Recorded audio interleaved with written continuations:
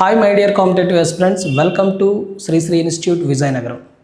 మన ఇన్స్టిట్యూట్కి సంబంధించి ఆల్ కాంపిటేటివ్ తెలుగు మీడియం అట్లానే ఇంగ్లీష్ మీడియం ఆగస్టు 19 నుంచి, అట్లానే ఎస్ఐ కానిస్టేబుల్ స్పెషల్ బ్యాచ్ అనేది ఆగస్టు 23 నుంచి, డిఎస్సి ఎస్జిటికి సంబంధించి ఆగస్టు 23 నుంచి ఆఫ్లైన్ బ్యాచెస్ అనేవి స్టార్ట్ కాబోతున్నాయి. కాబట్టి ఇంట్రెస్ట్ ఉన్న స్టూడెంట్స్ ఇందులో అడ్మిట్ అవ్వండి. అట్లానే మీకు ఏమైనా డౌట్స్ ఉంటే ఇన్స్టిట్యూట్కి సంబంధించి కాంటాక్ట్ నెంబర్స్ ఉన్నాయండి. కాంటాక్ట్ నెంబర్ని కాంటాక్ట్ అవ్వడం ద్వారా మీకు వచ్చే డౌట్స్ని క్లారిఫై చేసుకోవచ్చు. ఓకే, సో మనం కానిస్టేబుల్కి సంబంధించి ఎస్ఐ కానిస్టేబుల్కి సంబంధించి గ్రాండ్ టెస్ట్ అనేది కండక్ట్ చేయడం జరిగింది. అందులో భాగంగా రీజనింగ్ సంబంధించిన పేపర్ ఎక్స్ప్లెనేషన్ గురించి ఈరోజు మనం డిస్కస్ చేద్దాం. ఓకేనండి. So question number 1. సో ఇక్కడ మనకి క్వశ్చన్ నెంబర్ 57 నుంచి మన రీజనింగ్ స్టార్ట్ కాబోతుంది. ఒకసారి అబ్జర్వ్ చేయండి.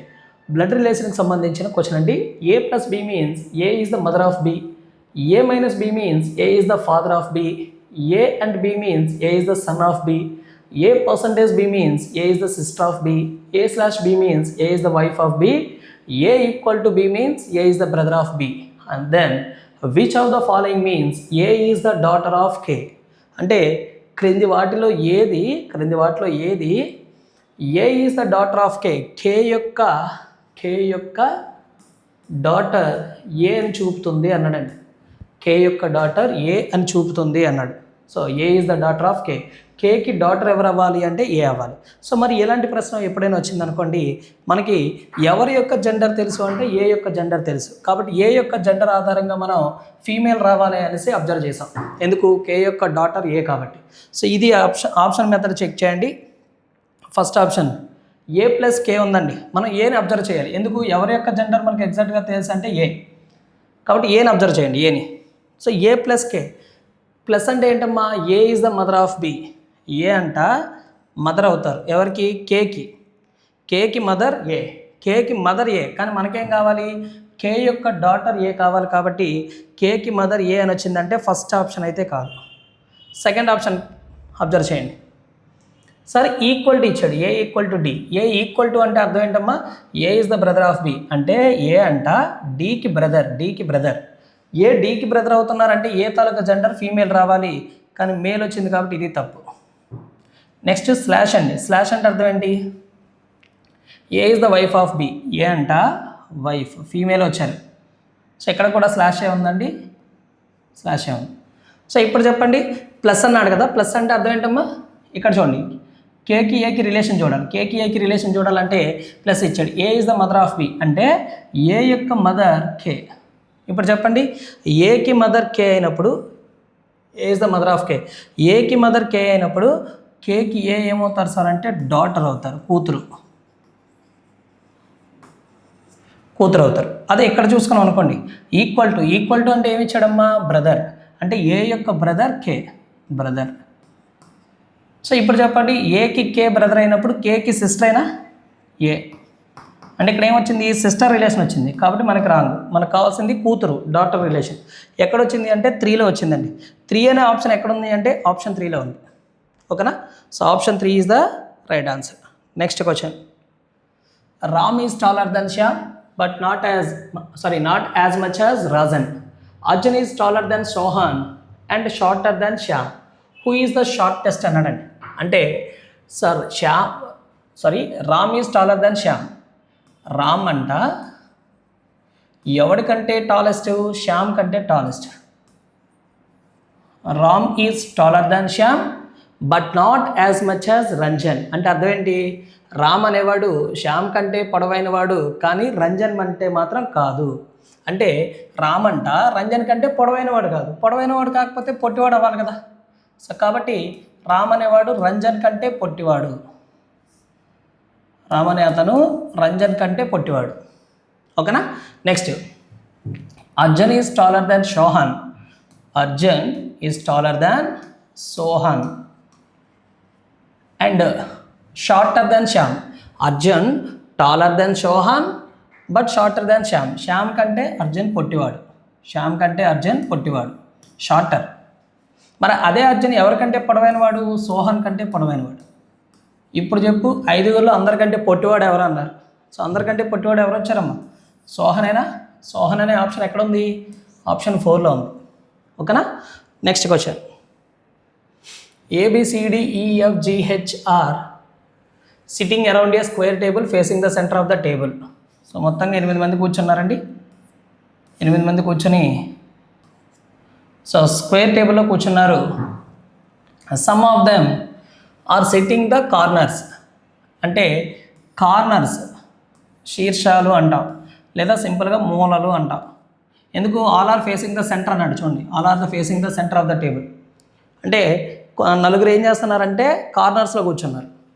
And while some are sitting at the exact centre of the sides అన్నాడండి. సెంటర్ ఆఫ్ ద సైడ్స్ ఇవి అంటే భుజాల యొక్క మధ్య బిందువు వద్ద మిగతా వాళ్ళు కూర్చున్నారు ఇట్లా. సో కూర్చొని అందరూ ఇన్సైడ్ చూస్తున్నారు. ఇక్కడ చూడండి, only 3 people sits between C and D. సికి డీకి ఇన్ బిట్వీన్లో 3 members రావాలి.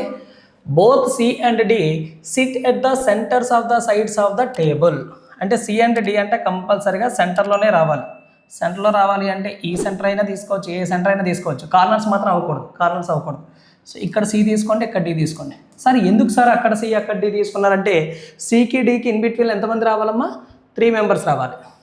Only 3 members. అంటే ఎగ్జాక్ట్గా 8 members ఉన్న అరేంజ్మెంట్లో 3 members మిడిల్లోకి రావాలి అంటే వాళ్ళ ఆపోజిట్లో ఉంటేనే పాసిబిలిటీ అవుతుంది. ఓకేనా? Next one. A sits third to the left of D. Dకి థర్డ్ లెఫ్ట్లో, Dకి థర్డ్ లెఫ్ట్ అంటే సవ్య దిశ, క్లాక్ వైజ్. Dకి థర్డ్ లెఫ్ట్లో ఏ కూర్చున్నారు. First left, second left, third left. This is A. Next అండి, B is not neither an immediate neighbour of C nor D. అంటే C పక్కన కానీ అట్లనే D పక్కన కానీ B కూర్చొనలేదు. B అనే అతను C పక్కన కానీ D పక్కన కానీ కూర్చోలేదు. అంటే ఈ ప్లేస్లో కానీ ఈ ప్లేస్లో కానీ ఈ ప్లేస్లో కానీ B రాలేదు. మరి Bకి ఎన్ని ఛాన్సులు ఉన్నాయి? ఓన్లీ 2 chances ఉన్నాయి. ఓకేనా? Next, F sits third to the right of B. F sits third to the right of B. For example B కనుక ఇక్కడ తీసుకున్నాను అనుకోండి. ఎగ్జాంపుల్ చూడండి అమ్మా. B కనుక ఇక్కడ తీసుకుంటే Bకి థర్డ్ రైట్ అంటే anticlockwise. First right, second right, third రైట్లో F రావాలంట. మరి వచ్చే ఛాన్స్ ఉందా? ఇక్కడ లేదు. కాబట్టి ఇక్కడ B అనేవాడు మనకి యూజ్లెస్ అవుతుంది. కాబట్టి ఇక్కడ B తీసుకోండి. Bకి third right, first right, second right, third right. This is the F. ఓకేనా? ఇక్కడ B రాకూడదు. ఓకేనా? This is the F. ఇంకేం ఇచ్చాడమ్మా? E sits an immediate right of H. Hకి వెంటనే రైట్ సైడ్ ఎవరు రావాలి? E రావాలి. ఫర్ ఎగ్జాంపుల్ H కానీ ఇక్కడ తీసుకున్నారనుకోండి. Hకి ఇమీడియట్ రైట్ అంటే యాంటీ క్లాక్ వైజ్లో మనకి E వచ్చే ఛాన్స్ ఉందా? లేదు. కాబట్టి ఇక్కడ H రావడం వల్ల యూజ్ లేదు. ఇక్కడ H తీసుకోండి. సార్ ఇక్కడే ఎందుకు తీసుకుంటున్నారు? ఇక్కడ తీసుకోవచ్చు కదా అంటే E sits an immediate right of H అన్నాడు. Hకి పక్కనే E రావాలి. అంటే H పక్కనే E రావాలి అంటే అర్థం ఏంటి? 2 ప్లేసులు ఎట్ ఎ టైం ఖాళీలు ఉండాలి. 2 ప్లేసులు ఇదిగోండి ఖాళీగా ఉన్నాయి. Hకి ఇమీడియట్ రైట్లో ఎవరు రావాలమ్మా? E రావాలి. Hకి ఇమీడియట్ రైట్లో E రావాలి, యాంటీ క్లాక్ వైజ్. సరిపోయిందిగా. ఇంకెవరు ఉన్నారు? G ఉన్నాడు. సో క్వశ్చన్ ఏంటి? Who sits third to the right of G. Gకి థర్డ్ రైట్ అండి, anticlockwise. First right, second right, third right. Gకి థర్డ్ రైట్లో ఉన్న పర్సన్ ఎవరు? H. Okay. So 2 is the right answer. Next one. A clock is started at noon. At 4:10 the hour hand has rotated in which angle అన్నాడండి. అంటే ఒక గడియారం అంట మధ్యాహ్నం పనిచేయడం ఆరంభించింది. మధ్యాహ్నం అంటే ఇన్ ద సెన్స్ 12 గంటలు. 12 గంటలకు స్టార్ట్ అయిందమ్మా. ఎంతవరకు తిరిగింది? 4 గంటల 10 నిమిషాలు అయింది. ఇప్పుడు చెప్పండి, మధ్యాహ్నం 12 నుంచి 4 గంటల 10 నిమిషాలు అంటే అర్థం ఏంటి అంటే గ్యాప్ ఎంతమ్మా? 4 hours 10 minutes. చూడండి, మీరు అబ్జర్వ్ చేయండి. 12 గంటలకు మొదలైంది, 4 గంటల 10 వరకు తిరిగింది అంటే 12 నుంచి 1 గంటకి 1 గంట, అలా కౌంట్ చేయండి. సో 12 నుంచి 4కి 4 గంటలు, ఎక్స్ట్రా 10 నిమిషాలు.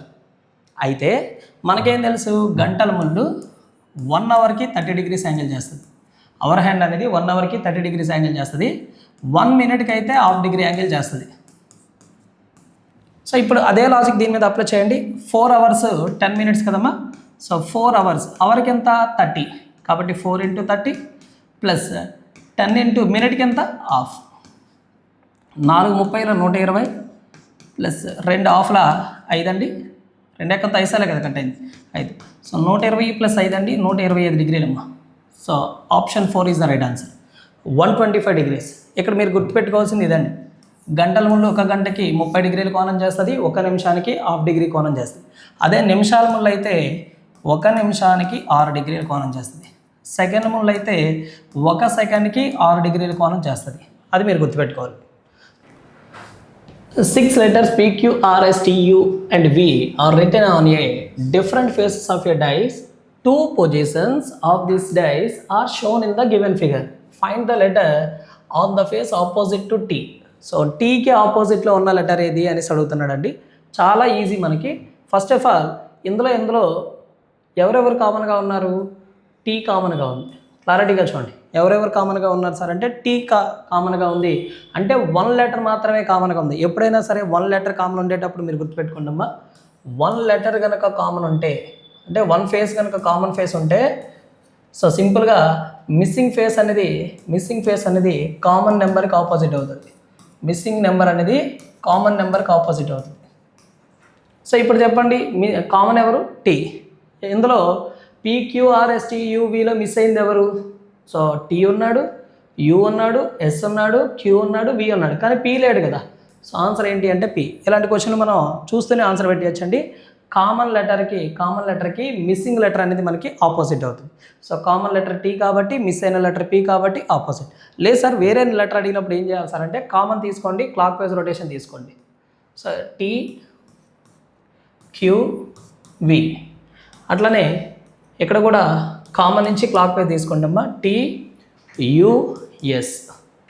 ఇక్కడ క్లియర్గా సో యూకి క్యూ అవుతుంది, వికి ఎస్ అవుతుందండి. ఎవరు మిస్ అయ్యారు సార్ అంటే మనకి పీ మిస్ అయ్యాడు. ఓకేనా? పీ ముందుకు రాసేయండి. ఎవరు మిస్ అయితే వాడు ముందుకు రాసేయండి. కాబట్టి వాడు టీకి అడిగాడు కాబట్టి ఆన్సర్ పీ. యూకి అడిగితే క్యూ, సో వీకి అడిగితే ఎస్. ఏ క్వశ్చన్ అడిగినా సరే ఆన్సర్ వస్తుంది. బట్ వాడైతే కామన్ ఫేస్కి అడిగాడు కాబట్టి మీరు సింపుల్గా మిస్సింగ్ ఫేస్ పెట్టేయండి, అదే మన ఆన్సర్. ఓకేనా? Next question. సో ఇక్కడ మనకి స్టేట్మెంట్స్, కంక్లూజన్స్ ఇచ్చాడండి. That means syllogism. సో ఏమన్నాడు? ఆల్ హల్క్స్ ఆర్ థోర్స్ అన్నాడండి. డయాగ్రామ్ చూడండి. ఆల్ హల్క్స్ ఆర్ ఏమంటున్నాడు? థోర్. నెక్స్ట్ ఏమన్నాడు? ఆల్ థోర్ ఆర్ ఫ్లాష్ అన్నాడు. All Thor are flash.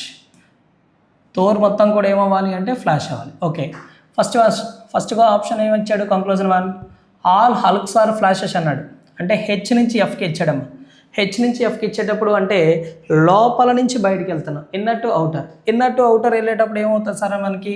Inner to outer వెళ్ళేటప్పుడు ఆల్ కరెక్ట్ అవుతుంది, సమ్ కూడా కరెక్ట్ అవుతుంది. ఆల్ కరెక్ట్ అవుతుంది, సమ్ కరెక్ట్ అవుతుంది. చెప్పండి, ఆల్ హల్క్స్ ఆర్ ఫ్లాషెస్ అంటే హెచ్ నుంచి ఎఫ్ అయినా హెచ్ నుంచి ఎఫ్ అంటే ఇన్నర్ టు అవుటర్ వెళ్ళేటప్పుడు ఆల్ కరెక్టే కదా. మరి వాడు కూడా ఆల్ ఇచ్చాడు కాబట్టి కంక్లూజన్ 1 కరెక్ట్. నెక్స్ట్ అండి, no Thor is a hulk అన్నాడు. చెప్పండి, థోర్కి హల్క్కి రిలేషన్ ఉందా లేదా? థోర్కి హల్క్కి రిలేషన్ ఉందండి. ఎంత రిలేషన్ ఉంది? బయట నుంచి లోపలికి వెళ్తున్నాం కాబట్టి సమ్ రిలేషన్ ఉంది. కానీ వాడేం చెప్తున్నాడు? అసలు రిలేషనే లేదని చెప్తున్నాడు కాబట్టి తప్పు. సో ఆన్సర్ ఏం పెడతారు సార్ అంటే ఓన్లీ కంక్లూజన్ 1 ఫాలోస్. ఎక్కడ ఇచ్చాడమ్మా? Only conclusion 1 follows. ఇదిగోండి ఆప్షన్ 3లో ఉంది. నెక్స్ట్ వన్, స్టేట్మెంట్ ఆర్గ్యుమెంట్ అమ్మా. Oil should be totally removed from our diet.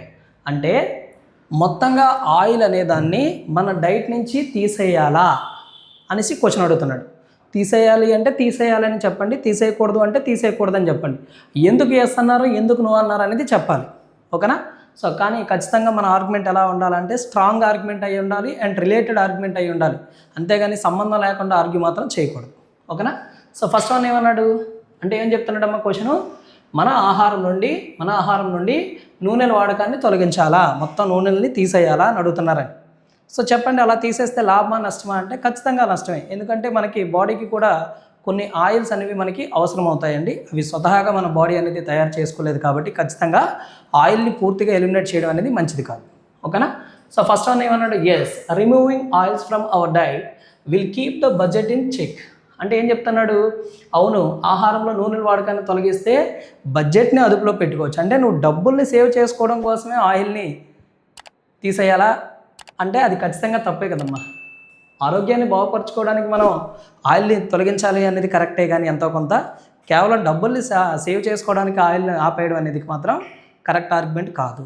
Next అండి, మన శరీరం నూనెలను తయారు చేసుకోలేదు కావున కొన్ని నూనెలు వాడకం మనకు అవసరం. ఇదే కదా మనం కూడా చెప్పాం. No, some types of oils are essential for us as our body cannot produce them on its own. అంటే ఏంటి అర్థం?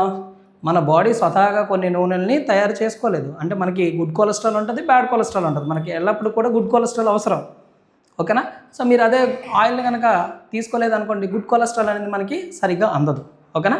కాబట్టి ఆన్సర్ ఏం పెడతారు అంటే రెండోది రైటే కదమ్మా. మన శరీరం నూనెలను తయారు చేసుకోలేదు కావున కొన్ని నూనెలు వాడకం మనకి అవసరం అనేది మనకి రైట్ ఆన్సర్ అవుతుంది. అంటే సెకండ్ ఆర్గ్యుమెంట్ అనేది స్ట్రాంగ్గా ఉంది compare to first. So only argument 2 is strong. Only argument 2 is strong. ఓకేనా? రెండోది మాత్రమే బలమైనది. నెక్స్ట్ అండి, సో ఇది మనకి ఎనాలజీకి సంబంధించిన క్వశ్చన్ అండి. సో WELL ఎంత ఇచ్చాడు సార్? 13 ఇచ్చాడు.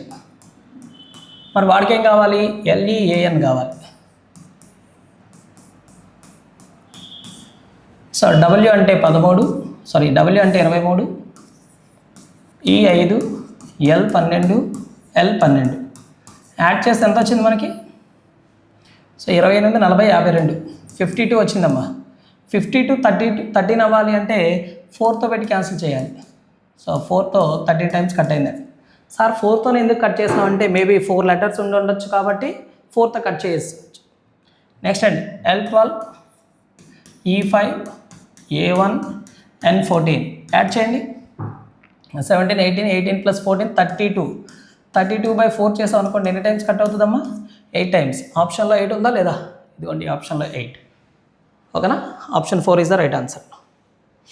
ఇక్కడ చూడండి, మిస్సింగ్ లెటర్ ఆర్ నెంబర్ని ఫైండ్ అవుట్ చేయమన్నాడు. ఇది మనం చాలా ఈజీగా ఇచ్చాడండి క్వశ్చన్. చూడండి, 3 + 4 7 అయినా ఫస్ట్ చూడండి, 3 + 4 7. ఇక్కడ మనం నెంబర్ ద్వారా అయినా సాల్వ్ చేసుకోవచ్చు, లెటర్ ద్వారా అయినా సాల్వ్ చేసుకోవచ్చు. మనకు అక్కడ ఉన్న ఆప్షన్ బట్టి తీసుకోవాలన్నమాట. నెక్స్ట్, ఈ 2 నెంబర్స్ని యాడ్ చేస్తే 7 వచ్చేసిందండి. అట్లానే 11 + 13 యాడ్ చేస్తే 24 వచ్చిందమ్మా. మరి ఇక్కడ ఉన్న 2 నెంబర్స్ని యాడ్ చేయండి. 8 + 9 యాడ్ చేస్తే 17. సో 17 నెంబర్ రావాలి. ఆప్షన్లో 17 అనే నెంబర్ ఇక్కడ ఉంచండి, Q17. లేదు సార్ అనుకుంటే B + 3 E5, ఈకి 3 యాడ్ చేసుకుంటే H వచ్చింది. Kకి 3 యాడ్ చేస్తే N వచ్చింది. Nకి 3 యాడ్ చేస్తే 17 రావాలి. 17 అంటే Q అనే లెటర్ 2 సార్లు వచ్చింది కాబట్టి లెటర్ ద్వారా మనం ఆన్సర్ చేయలేము. నెంబర్ ద్వారా అయితే ఈజీగా ఆన్సర్ వచ్చేస్తుందండి. లేదు సార్ నేను ఈ విధంగా చేస్తాను, 3 + 8 11, 4 + 9 13, 7కి ఎంత యాడ్ చేసుకుంటే 24 అవుతుంది సార్ అంటే 17. అలా చేసినా నీకు ఆన్సర్ వస్తుంది. సో క్వశ్చన్ని సార్ హారిజంటల్గా చూడాలా, వెర్టికల్గా చూడాలనేది ఎవరని చెప్పలేమండి. అక్కడ ఉన్న సిచ్యువేషన్ బట్టి మనం ఆలోచన చేసుకోవాలి. Okay, next question. సో ఇక్కడ క్లియర్గా ఏమడుగుతున్నాడు? Find the odd pair among the given alternates. అంటే ఆడ్ వన్ అవుట్, భిన్న పరీక్ష.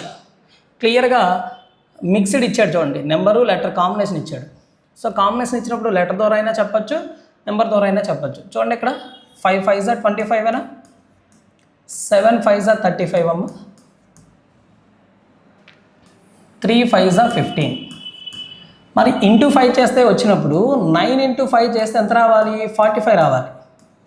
కానీ వాడు ఏమి ఇచ్చాడు? 55 ఇచ్చాడు. That is the different. అన్నీ మ్యాచ్ అవుతున్నాయి కానీ ఆప్షన్ 1 మ్యాచ్ అవ్వలేదు. ఇప్పుడు చూడండి, in a certain code language RAT is coded as 39, MICE is coded as 30. How will zebra be coded in that language? అంటే RAT అంట 39, సో MICE దీని value అంట 30. అయితే మనకేం కావాలి? జీబ్రా వాల్యూ ఎంత?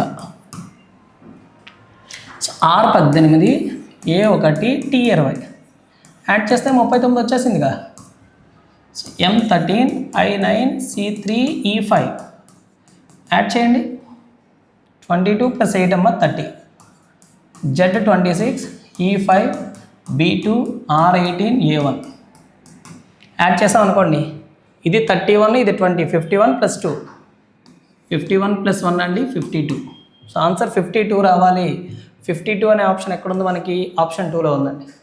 Next one, in a certain code language bell is written as. చూడమ్మా, BELL. Bell is written as 52225151. CALL is written as 42625151. How will BEEP is coded అంటున్నాడు. ఓకేనా? సో ఇప్పుడు చెప్పండి, ఇక్కడ బి అనే దాన్ని ఎలా తీసుకున్నాడు? 52గా తీసుకున్నాడు. ఈ అనే దాన్ని ఎలా తీసుకున్నాడు? 22గా తీసుకున్నాడు. ఎల్ని 51గా తీసుకున్నాడు. ఎల్ని 51గా తీసుకున్నాడు. సరే, అలా ఎలా చెప్పగలుగుతున్నారంటే ఇక్కడ కూడా చూడండి, ఎల్ వచ్చేటప్పుడు ఎక్కడ కూడా ప్రతిసారి 51 తీసుకుంటున్నాడంటే ఇక్కడ ఎల్ వచ్చిన 51 తీసుకున్నాడు, ఇక్కడ ఎల్ వచ్చిన 51 తీసుకున్నాడు అంటే డైరెక్ట్ కోడ్ తీసేసుకుంటున్నాడు. కాబట్టి ఇక్కడ చెప్పండి. సో అట్లానే సికి ఎంత తీసుకున్నాడు? 42. ఏకి ఎంత తీసుకున్నాడు అంటే 62. సో బి కదా, బి అంటే ఎంతమ్మా మనకి? 52. నెక్స్ట్ ఈ కావాలి. ఈ అంటే 22 అమ్మ, 22. అగైన్ ఈ కావాలి 22. పి అంటే మనకి ఎంత వస్తుందో తెలియదు. ఎంత వస్తుందో ఎంత తీసుకోవాలో మన దగ్గర తెలియదండి. మన దగ్గర లేని నెంబర్ రావాలి. ఓకేనా? ఇలాంటి క్వశ్చన్ మనం ఆప్షన్ ద్వారా వెళ్ళాలి. సో ఇక్కడ చూడండి, ఎన్ని టైమ్స్ 2 రావాలి? 5 టైమ్స్ 2 రావాలి. 5 తర్వాత 5 టైమ్స్ 2 రావాలి. ఎక్కడ వచ్చింది చూడండి. సో ఇంకా ఎక్కడ వచ్చిందా? లేదు, 4 టైమ్స్ వచ్చింది. కాబట్టి ఇది ఆన్సర్ కాదు. ఇక్కడ మనకి 5 తర్వాత 4 టైమ్స్ వచ్చింది, ఇది ఆన్సర్ కాదు. ఇక్కడ 5 తర్వాత 3 టైమ్స్ వచ్చింది, ఇది ఆన్సర్ కాదు. చూడండి, 52, 22, 22. సో పి ఎంత వస్తుందో మనకు తెలియదు కాబట్టి వాడు 11 తీసుకున్నాడు. 11. ఓకేనా? సో ఇలాంటివన్నీ కూడా మనం ఇక్కడున్న లెటర్కి ఏమో ఇక్కడున్న నెంబర్తో టాలీ చేస్తాం. లేని లెటర్ వచ్చినప్పుడు మాత్రం ఏం చేయాలంటే ఆప్షన్ మెథడ్ మనం సాల్వ్ చేయాలి. ఓకేనా? Next one. సో ఇక్కడ సిరీస్ ఇచ్చాడమ్మా. 1, 1, 2, 2, 6, 10, 42, క్వశ్చన్ మార్క్, 1806 ఇచ్చాడండి. సో ఇక్కడ క్లియర్గా ఆల్టర్నేట్ చేయండి, వచ్చేస్తుందమ్మా. Into 2, into 3, into 7. ఓకేనా? మరి ఇక్కడ ఏం చేసి ఉంటాడు చూడండి. ఇక్కడ 1 ఉంది కాబట్టి 2తో పెట్టి మల్టిప్లై చేసాడు. ఇక్కడ 2 ఉంది కాబట్టి 3తో పెట్టి మల్టిప్లై చేసాడు. ఇక్కడ 6 ఉంది కాబట్టి 7తో పెట్టి అంటే నెక్స్ట్ నెంబర్తో పెట్టి మల్టిప్లై చేస్తాడు. ఎక్కడ చూడండి కావాలంటే 42 ఇంటూ 43 చేసి ఉంటాడు. ఓకేనా? మల్టిప్లై చేయండి. 42 ఇంటూ 43 అంటే 42 ఇంటూ 43 అమ్మ. సో మల్టిప్లై చేసాం అనుకోండి, సింపుల్గా ఏం చేయొచ్చు? 42కి 3 యాడ్ చేయండి. ఓకేనా? 45 ఇంటూ 4, 180. 180 పక్కన 0 పెట్టండి. 2 3 6. సో 1806 సరిపోయిందిగా. 1806. ఓకే. సో ఇక్కడ రిమైనింగ్ అబ్జర్వ్ చేస్తే 1 డబల్ అయిందండి. అంటే ఇంటూ 2 చేశాడు అనుకుందాం. ఇక్కడికి వచ్చేసరికి ఇంటూ 5 చేశాడు. మరి ఇక్కడ ఏం చేయాలి మనం? ఏమైనా లాజిక్ తెలుస్తుందా? తెలియట్లేదు. కాబట్టి ఇక్కడ మనం ఇంకో మెథడ్ ఫాలో అవుదామండి. సో ఏంటో మెథడ్ అంటే ఇక్కడ చూడండి, 1 క్యూబ్ ప్లస్ 1, 2 క్యూబ్ ప్లస్ 2. ఓకేనా? ఇక్కడ 1 ఉంది కాబట్టి 1 క్యూబ్ ప్లస్ 1 చేశాడమ్మా. ఇక్కడ 2 ఉంది కాబట్టి 2 క్యూబ్ ప్లస్ 2 చేశాడు. మరి ఇక్కడ 10 ఉంది కదా, మనం ఏం చేయాలి? 10 క్యూబ్ ప్లస్ 10 చేయాలి. 10 క్యూబ్ ప్లస్ 10 అంటే ఇక్కడ 1 ఉంది కాబట్టి 1 క్యూబ్ ప్లస్ 1 చేసి ఇక్కడ రాశాడమ్మా 2. 2 క్యూబ్ ప్లస్ 2 చేసి 10 రాశాడు. మరి 10 క్యూబ్ ప్లస్ 10 అంటే 1000 ప్లస్ 10 అయినా?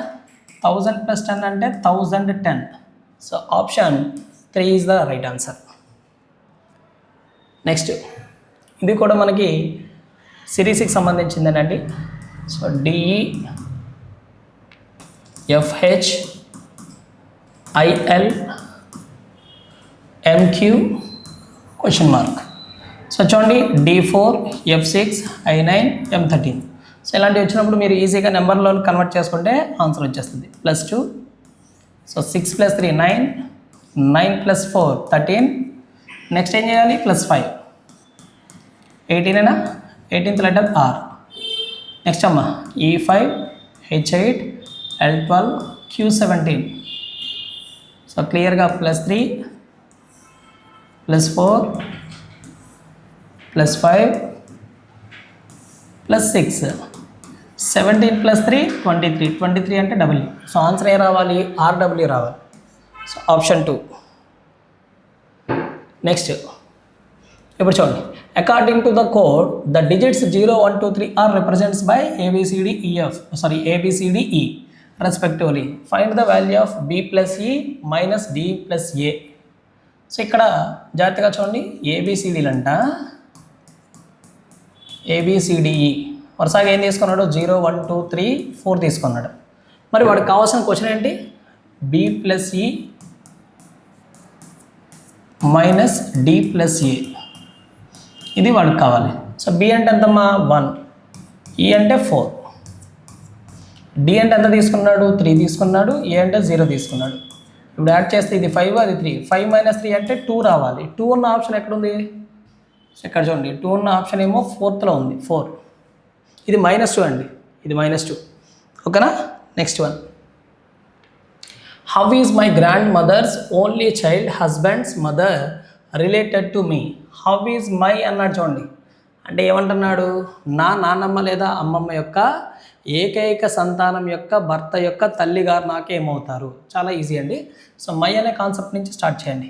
మీరే, సో మీ తాలూకా గ్రాండ్ మదర్, నాన్నమ్మ అవ్వచ్చు, అమ్మమ్మ అవ్వచ్చు. గ్రాండ్ మదర్ అంటే ఇక్కడ మనకి మైనస్ గ్రాండ్ మదర్. ఈ గ్రాండ్ మదర్కి ఎవరున్నారు? Only child.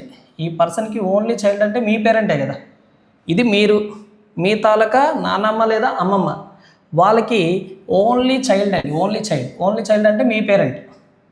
మీ పేరెంట్ యొక్క హస్బెండ్. మీ పేరెంట్ యొక్క హస్బెండ్ అంటే అర్థం ఏంటి? మీ మదరే కదా, మదర్కే కదమ్మా హస్బెండ్ వస్తారు, హస్బెండ్. ఆ హస్బెండ్కి ఎవరమ్మా? మదర్. ఆ హస్బెండ్కి ఎవరండి? మదర్. ఇప్పుడు చూడండి, సో ఆ పర్సన్ నీకేమవుతారు అంటే ఇలా చూడాలి.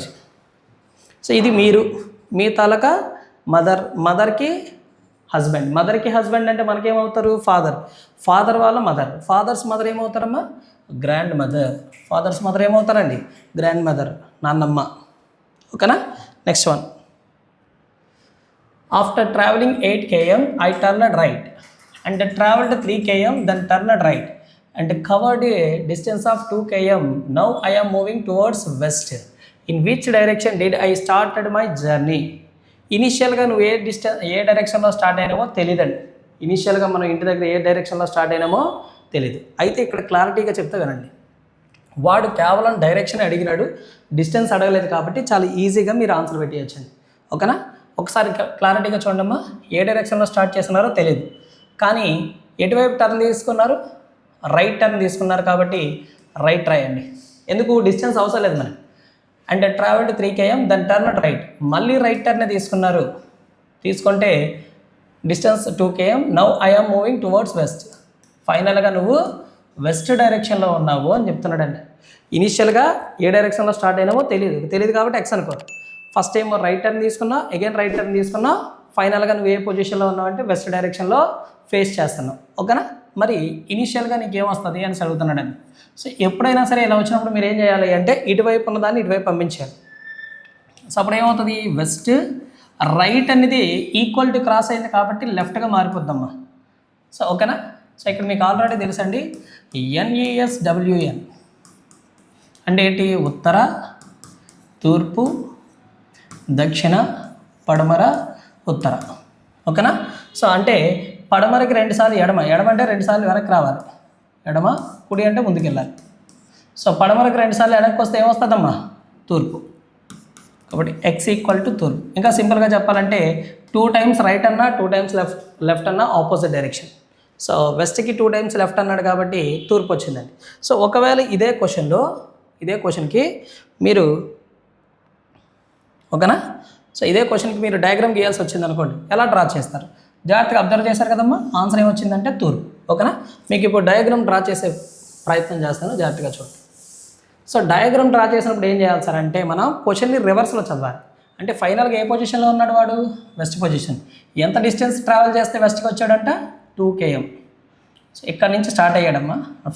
ఫైనల్గా ఇలా వచ్చాడు, 2 km వెస్ట్లో ఉన్నాడు. అయితే ఎటువైపు టర్న్ తీసుకున్నాడు? రైట్ టర్న్ తీసుకుంటే వెస్ట్ వచ్చింది. వాడు రైట్ టర్న్ తీసుకున్నాడు అంటే మనం క్వశ్చన్ వెనక్కి వెళ్తున్నాం కాబట్టి వెనక్కి నుంచి స్టార్ట్ చేస్తున్నాం కాబట్టి ఏం చేయాలి, వాడు రైట్ అంటే మీరు లెఫ్ట్ తీసుకోండి, లెఫ్ట్ అంటే రైట్ తీసుకోండి. వాడు రైట్ ఇచ్చాడు కాబట్టి మనం ఏం చేయాలి, లెఫ్ట్ తీసుకోవాలి. ఓకేనా. సో మరి వెస్ట్కి లెఫ్ట్ అంటే ఏమొస్తుందమ్మా, సౌతేనా. వెస్ట్కి లెఫ్ట్ అంటే సౌత్. ఎన్ని కిలోమీటర్లు, 3 km. మళ్ళీ ఏం చేశాడు, రైట్ టర్న్ అన్నాడు. రైట్ అంటే మీరేం చేయాలి, లెఫ్ట్. సౌత్కి లెఫ్ట్ అండి. సౌత్కి లెఫ్ట్ అంటే ఏమొస్తుంది మనకి, ఈస్ట్ వస్తుంది. ఎన్ని కిలోమీటర్లు, 8 km. సో ఇది వాడు ఇనీషియల్గా స్టార్ట్ చేసిన కాన్సెప్ట్. ఏ డైరెక్షన్లో స్టార్ట్ అయినాడు, ముందుకి రైట్ ఇటువైపు వెళ్తున్నాం కదమ్మా, అంటే ఏ డైరెక్షన్లో స్టార్ట్ చేసినాడు, తూర్పు. వచ్చిందా లేదా, సేమ్ తూర్పు వచ్చిందా. అయితే సమ్ టైమ్స్ ఏం అడుగుతాడు అంటే ఈ రెండింటి మధ్య డిస్టెన్స్ అడుగుతాడు, అప్పుడు ఏం చేయాలి మీరు, ఖచ్చితంగా రైట్ యాంగిల్ ట్రయాంగిల్ వచ్చేటట్లు ప్లాన్ చేయాలి. ఓకేనా. సో ఇప్పుడు ఎలా ప్లాన్ చేద్దాం సార్ అంటే ఇది 3 km అయినప్పుడు ఇది 3 km అవుతుంది, ఇది 2 అయినప్పుడు ఇది 2 అవుతుంది, మొత్తం 8 కదా, కాబట్టి ఇది ఏమవుతుంది, 6. ఈ పొజిషన్ కావాలి నాకు. సో మనకి పైథాగరస్ థీరం తెలుసండి, పైథాగరస్ థీరం, ఎందుకంటే ఇది right angle triangle. Pythagoras theorem ప్రకారం hypotenuse square equal to side square plus side square ఏమొచ్చింది, 9 + 36 అయినా 45. అప్పుడు హెచ్ ఈక్వల్ టు ఏమవుతుంది, √45 అవుతుంది. ఓకేనా. డిస్టెన్స్ అడిగితే అలా చేయాలి. ఓకేనా. అయితే ఇదంతా చేయకుండా మీకు ఈజీగా సాల్వ్ చేసే మెథడ్ చెప్తానండి, గుర్తుపెట్టుకోండి. Next, Ravi is facing north, turns 90 degrees clockwise and then 135 degrees anti clockwise direction. Which direction he is facing now. So ఇది కూడా మనం ఈ కాన్సెప్ట్ యూజ్ చేసి వచ్చండి. NUSWN, ఊతు ద పావు. ఓకేనా. సో లేదు అనుకుంటే ఇది ఆల్రెడీ మనకు తెలుసు కాబట్టి ఇంగ్లీష్లోనే మూలలో కూడా రాద్దాం. నార్త్కి ఈస్ట్కి ఇన్ బిట్వీన్ లైన్ ఏమవుతుంది, నార్త్ ఈస్ట్. సౌత్కి ఈస్ట్కి in between line south east. సౌత్కి వెస్ట్కి ఇన్ బిట్వీన్ సౌత్ వెస్ట్. నార్త్కి వెస్ట్కి ఇన్ బిట్వీన్ నార్త్ వెస్ట్. ఇంకెవరు ఉన్నారు, మళ్ళీ నార్త్ ఈస్ట్ ఫ్రంట్కి రాసాడు. ఇలా ముందుకెళ్తే రైట్ అంటాం, కుడి. వెనక్కి వస్తే లెఫ్ట్ అంటామమ్మా, ఎడమ. ఇది మనకి క్లాక్ వైజ్ అవుతుంది, ఇది మనకి యాంటీ క్లాక్ వైజ్ అవుతుంది. ఓకేనా. సో సింపుల్గా ఇది గుర్తుపెట్టుకుంటే చాలండి, మనకు మొత్తం ఆన్సర్ వచ్చేస్తుంది డైరెక్షన్స్. ఓకే. ఫస్ట్ ఏమి ఇచ్చాడు, నార్త్ ఫేసింగ్లో ఉన్నాడు, అది కాసేపు పక్కన పెట్టండి. టర్న్స్ 90 degrees క్లాక్ వైజ్లో 90 తీసుకున్నాడంట, తర్వాత యాంటీ క్లాక్ వైజ్లో 135 తీసుకున్నాడు. మరి డిఫరెన్స్ ఎంత, 45 degrees అయినా. ఎక్కడి నుంచి డిఫరెన్స్ తీసుకోవాలి అంటే నార్త్ నుంచి క్లాక్ వైజ్ ఎక్కువ ఉందా, యాంటీ క్లాక్ వైజ్ ఎక్కువ ఉందా. నార్త్లో యాంటీ క్లాక్ వైజ్ అంటే నార్త్ నుంచి 45 degrees యాంటీ క్లాక్ వైజ్లో రొటేట్ అయితే సరిపోద్ది. ఓకేనా. సో మీరు ఎప్పుడైనా అబ్జర్వ్ చేయండి, ఇలా స్ట్రైట్గా పోతే 90 degrees అండి, ఇలా స్ట్రైట్గా పోతే 90 degrees. సో బ్యాక్కి వెళ్ళినా ఫ్రంట్కి వెళ్ళినా స్ట్రైట్గా పోతే 90 degrees. అలా కాకుండా ఈ అప్ అండ్ డౌన్ కనుక చేసినాం అనుకోండి 45 degrees. మరి ఇప్పుడు చెప్పు, నార్త్ నుంచి 45 degrees యాంటీ క్లాక్ వైజ్ అంటే బ్యాక్ రావాలి. నార్త్ నుంచి 45 degrees యాంటీ క్లాక్ వైజ్లోకి వస్తే ఎవరు వస్తారండి, నార్త్ వెస్ట్ అంటే వాయువ్యం. ఓకేనా. So next one, arrange the following words in the logical and meaningful order. So ఇక్కడ ఇచ్చిన పదాలని అర్థవంతమైన క్రమంలో అమర్చండి. అంటే ఈ దేని తర్వాత ఏం జరగాలి అనేది అర్థవంతమైన కాన్సెప్ట్. సో ఫర్ ఎగ్జాంపుల్ ఫస్ట్ది ఏమిచ్చాడు, వైద్యుడు, కోలుకోవడం రికవరీ, హాస్పిటల్ హోమ్, సిక్నెస్ అనారోగ్యం, medical store are medicine store అన్నాడండి, మందుల షాపు. ఇప్పుడు ఈ 6 పదాల్లో ఏది ఫస్ట్ జరుగుతుంది అనేది సమ్టైమ్స్ మీరు ఆప్షన్ బట్టి కూడా సాల్వ్ చేసుకోవచ్చండి. ఇక్కడ క్లియర్గా అర్థమవుతుంది కదా, ముందు ఏమైంది, ఆరోగ్యం బాగాలేదు అంటే అనారోగ్యం అయింది, సిక్ పడ్డాం, అనారోగ్యం వచ్చింది. అనారోగ్యం వచ్చినప్పుడు ఏం చేస్తాం మనం, హాస్పిటల్కి వెళ్తామా అంటే 3, 5, 3 రావాలమ్మా. 5, 3 2 ఆప్షన్లు ఉన్నాయి, ఇది కాదు. ఎందుకు, ఫస్ట్ వైద్యుడు వచ్చిన తర్వాత ఆరోగ్యం బాగోదా, అదేం లాజిక్, అది రాంగ్. ఎక్కడేమన్నాడు 4 అంటే ఏంటి, ఇల్లు, తర్వాత అనారోగ్యం, తర్వాత మెడికల్. అసలు హాస్పిటల్కి వెళ్ళకుండా మెడికల్ స్టోర్కి వెళ్ళాం కదా, కాబట్టి అది రాదు. సో క్లియర్గా చెప్పండి, అనారోగ్యం వచ్చింది, సిక్నెస్ వచ్చింది, తర్వాత ఏం చేస్తాం, హాస్పిటల్కి వెళ్తే ఎవరు చూస్తారు మనల్ని, డాక్టర్ చూస్తాడు. డాక్టర్ చూసిన తర్వాత ఏం చేస్తాడు, మెడిసిన్ రాస్తాడు. మెడికల్ స్టోర్కి వెళ్ళి మనకు కావాల్సినవన్నీ తీసుకుంటే ఏమవుతుందండి, రికవరీ అయినాం అనుకోండి. రికవరీ అయిన తర్వాత మనల్ని ఏం చేస్తారు, ఇంటికి పంపిస్తారు. కాబట్టి 4. ఇలా ఎక్కడ ఉంది మనకి 531624 ఓకేనా, ఇదిగోండి ఇక్కడ ఉంది. ఓకే, సో ఇది మొత్తంగా మనకి రీజనింగ్ సంబంధించిన పేపర్ ఎక్స్ప్లెనేషన్ అండి. సో ఓకే, సో మా వీడియో కనుక మీకు నచ్చినట్లయితే లైక్ చేయండి, షేర్ చేయండి, సబ్స్క్రైబ్ చేసుకోండి. ఓకేనా, థ్యాంక్ యూ.